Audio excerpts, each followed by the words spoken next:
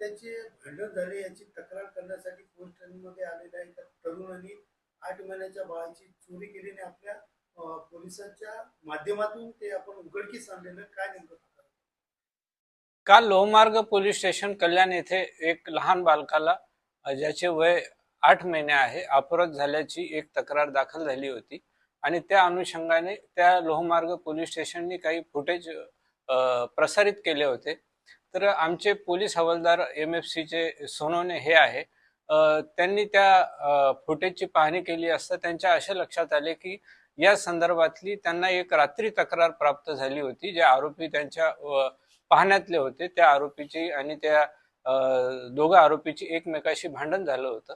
ती तक्रार त्यांनी हँडल केली होती. तर त्यांना ते दोघंही त्या तक्रारीतले ओळखीचे वाटले, म्हणून त्या माहितीची त्यांनी शहानिशा केली असता ती माहिती त्यांनी त्यांच्या वरिष्ठ पोलीस निरीक्षक परदेशी साहेबांना दिली. त्यांनी विशेष पथक तयार केले आणि हे दोघंही पथक जी तक्रार त्यांना प्राप्त रात्री झाली होती मारामारीची किंवा बोलाचालीची, त्या अनुषंगाने त्यांना त्या आरोपीच्या घरांची माहिती होती.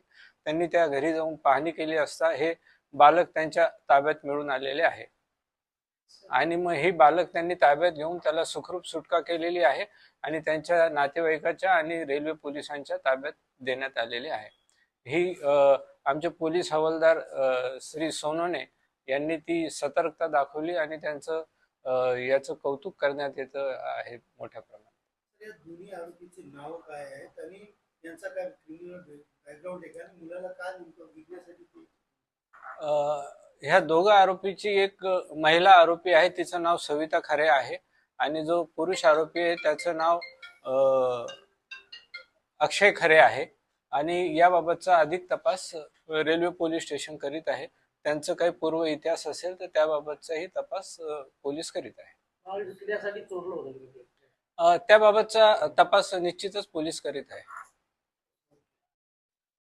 महात्मा फुले पोलीस स्टेशन कल्याण पश्चिम येथे काल एक बातमी मिळाली होती की एक अननोन महिला आहे, वालधुनी ब्रिजच्या खाली तिचं मृतदेह पडलेला आहे.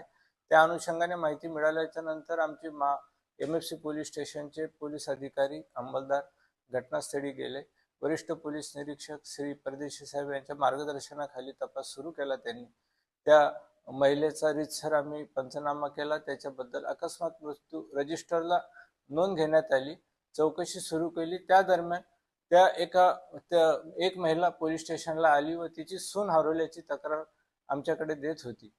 तिला जेव्हा फोटो दाखवला त्या महिताचा तर तिने ते ओळखला की ही माझी